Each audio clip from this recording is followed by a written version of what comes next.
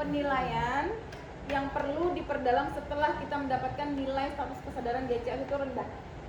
Ya, mau dia di koma, sopor koma gitu, yang kita fokuskan adalah batang otak, refleks batang otaknya dan tingkat keparahan koma. Ya. Score. Kenapa dikatakan 4 score? Karena penilaiannya ada 4. Ya, semuanya 4. Scoringnya 4, komponen penilaiannya 4. Makanya namanya 4 score. Itu awal dari judulnya. Ya, kenapa dinamakan 4 score? Nah, 4 score ini adalah lanjutan dari GCS. Ya. Kalau GCS kita tahu mata, verbal, dan motorik. Kalau di 4 score ada 2 komponen penilaian yang sama dengan GCS, yaitu mata dan motorik. Ya. Mata, motorik, dan yang duanya adalah respirasi juga batang otak. Karena kita fokusnya pada penilaian batang otak, maka kita harus memperhatikan juga penilaian pada batang otak.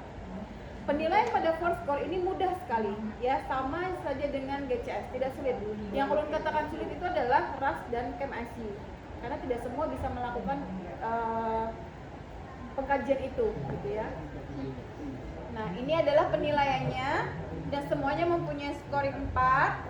Dan bagaimana gambaran penilaian ini, coba kita langsung perlihatkan ini saja, pasti akan mudah untuk dibayangkan. Respon mata nilainya 4 apabila dia mengikuti benar-benar perintah kita. Look up, look down, blink twice. Ya, lihat ke atas, bawah, berkedip. Ikut dia, berarti nilainya adalah 4. Kalau misalnya dia membuka mata dengan arahan kita, Bapak coba buka matanya ya sebentar. Open your eyes. 2. Ya. E1 itu gambaran dia menahan nyeri, kesakitan. Berarti itu adalah harus terbuka dengan rangsangan nyeri. Nah, sekarang motorik. Nah, kalau motorik ini biasanya bervariasi ya. Kalau motorik itu biasanya ada yang pernah ulun lihat, motorik mengecek dengan gerakan tangan itu 1 sampai 5. Itu juga tidak masalah. Kalau di gambar ini dia mengeceknya dengan ibu jari, terus menggenggam dan ini. Ya, kalau mau 1, 2, 3 begini juga tidak masalah, ya. Karena diawali dengan tangan mengepal dan semua anggota jari ini keluar, jadi sama saja, ya. Nah, selanjutnya ulun berfokus pada respon batang otak, ya. Batang otak ini kita perlu bantuan senter atau pen light atau sinar dari handphone juga tidak masalah, ya. Selama itu bisa menyinari dan melihat respon pupil juga kornea, itu yang mau kita lihat, ya. Kalau dia merespon dengan baik, pupil dan kornea saat kita beri cahaya bisa membesar, mengecil gitu, agak kesilauan, nah berarti itu responnya bagus, 4 berarti nilainya, ya. Nah, terus kalau misalnya poin 2 kita lihat tidak ada refleks pupil atau kornea, itu maksudnya salah satu ya, bukan dua-duanya. Atau, perhatikan kata ataunya. Jadi kalau pupilnya merespon tapi korneanya tidak, nilainya 2. Kalau korneanya merespon, pupilnya tidak, ya nilainya 2. Kalau dua-duanya tidak merespon, berarti nilainya 1. Terus yang kedua, tidak ada refleks pupil dan kornea, terus pasiennya batuk. Ya. Batuk yang di sini yang dimaksud adalah yang bisa lihat B0 itu ada bantuan alat nafas. Jadi misalnya kalau pasien biasanya terbantu dengan alat bantu napas, saat kita memeriksa 4 score itu biasanya pasien bisa tiba-tiba batuk. Ya, itu yang dimaksud, ya. Bukan pasiennya seperti biasa tanpa alat bantu napas terus pasiennya batuk gitu, enggak. Terus yang keempat, pengkajian yang keempat adalah pada respirasinya atau pernapasannya. Bisa dilihat di sini Bapak Ibu sekalian. Ini adalah gambaran irama nafas kita, ya. R4 itu adalah reguler. Yang kita lakukan sekarang adalah reguler, ya. Jadi dia seirama, ya. Napas, hembuskan itu sama, teratur. Kita mau bicara pun dia teratur, ya. Terus R3 ini namanya adalah chain stocks. Chain stocks. Pernah dengar istilah chain stocks? Chain stocks itu adalah di mana pernapasan itu tidak teratur karena adanya henti napas sejenak. Ya, jadi gambarnya seperti ini. stop beberapa saat, napas lagi dia turun lagi. Seperti gambarannya ada di situ, bisa dilihat ada irama, terus line, ada irama, terus line, seperti itu. Jadi tidak terduga, ada saat henti napasnya. Terus R2 itu adalah irregular, yang maksudnya tidak seirama. Jadi bisa dilihat ya, kalau yang R2 itu benar-benar dia camuh, kalau bahasa Indonesianya, bahasa Banjarnya itu camuh ya. Camuh ya, tidak teratur, tidak seirama. Terus yang R1 ini adalah napas dengan kecepatan di atas ventilator, juga diintubasi. Kalau yang R0 itu adalah apnea, yang dengan kecepatan ventilator. Oke, itu tadi ya untuk gambaran pemeriksaan force score. Pemeriksaan force score ini kalau ulun bilang mudah ya, kita semua perawat pasti bisa. Dan ulun tidak tahu, tapi ulun pikir kita tidak perlu sertifikat untuk melakukan ini, karena tidak perlu pelatihan yang khusus, karena basicnya kita sebagai perawat kita sudah tahu bagaimana respon yang harusnya terjadi atau tidak terjadi ya. Nah, selanjutnya ulun akan perlihatkan bagaimana pengkajian pada RAS dan CAM ICU. RAS ya, ini fokusnya pada agitasi dan sedasi.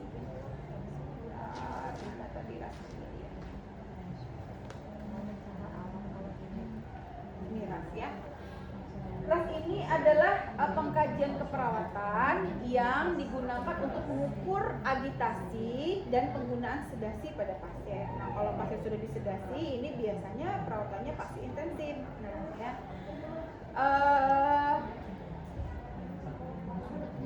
Tindakan ini kalau yang ulun baca ya, tindakan ini sebenarnya dilakukan oleh semua sip perawat. Jadi satu perawat yang sip itu harus melakukan pengkajian RAS. Ya, kalau memang ada indikasi kita harus mengukur agitasi juga sedasi pasien.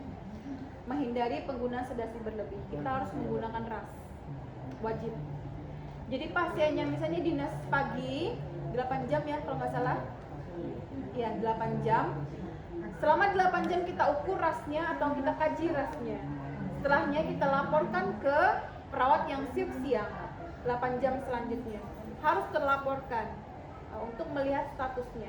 Karena kalau ini tidak kita ukur, mungkin intervensi selanjutnya tidak tepat. Ya. Dan pengkajian RAS ini harus bukan maksudnya dikaji dalam waktu sewaktu ya, tapi dalam selama pian dinas itu benar-benar harus dikaji. Makanya perbedaan intensive care unit dengan ruangan biasa itu benar-benar tampak ya. Kalau ruangan biasa mungkin kita datang saat kunjungan dokter saat memberikan obat. Tapi kalau konsep ruangan intensive care unit itu kita benar-benar memantau. Ya, kalau ulun ingat ruangan ICU di Ulin, nurse stationnya berada di tengah-tengah bed pasien. Jadi ruangan itu terbuka, jadi ruang bednya tersusun di sudut-sudut ruangan dan posisi perawat itu di tengah-tengah ruangan itu.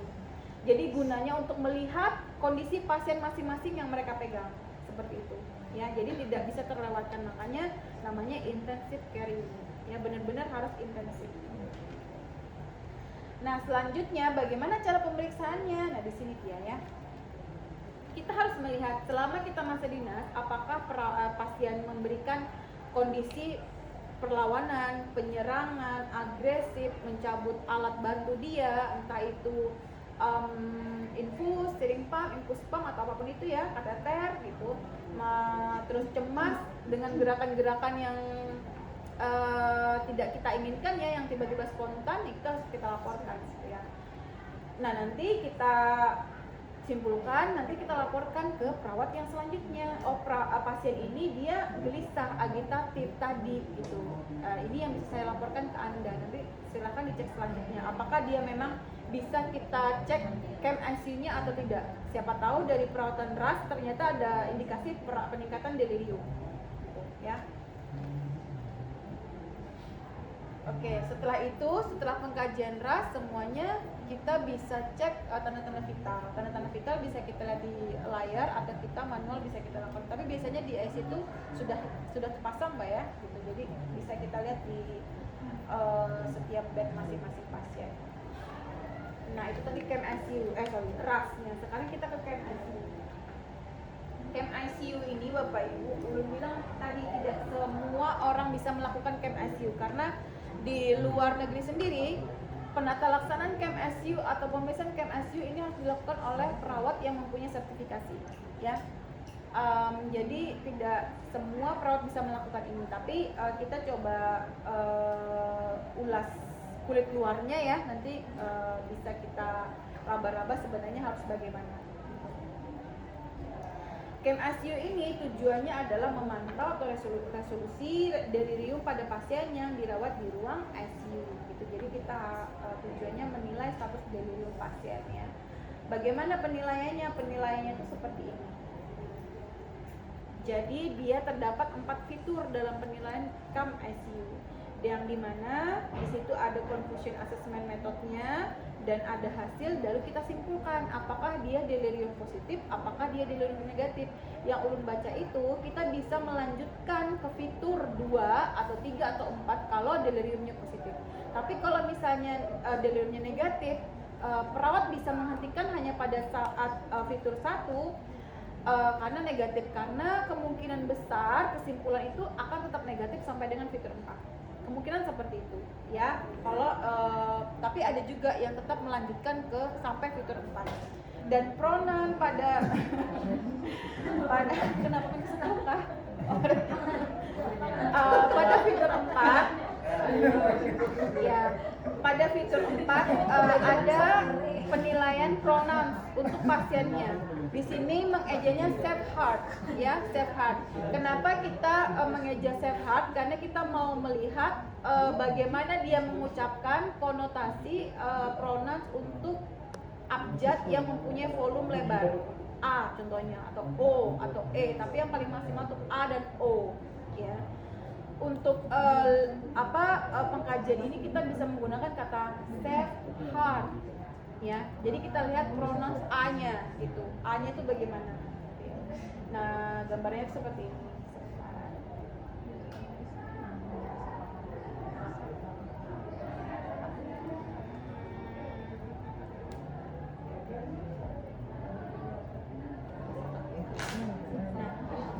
Nah, sebelumnya